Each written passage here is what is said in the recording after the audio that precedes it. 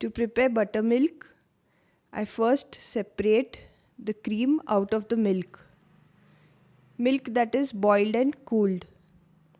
To this I add 1 spoon of curds.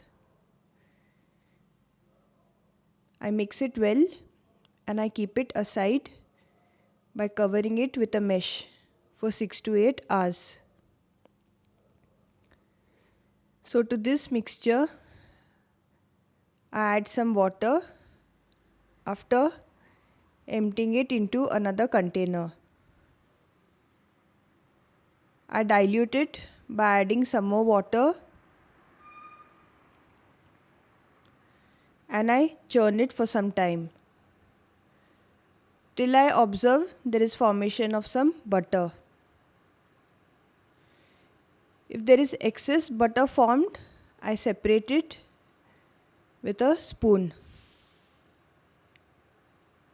and then I add some salt. Mix it well and then the buttermilk is ready. I have it chilled.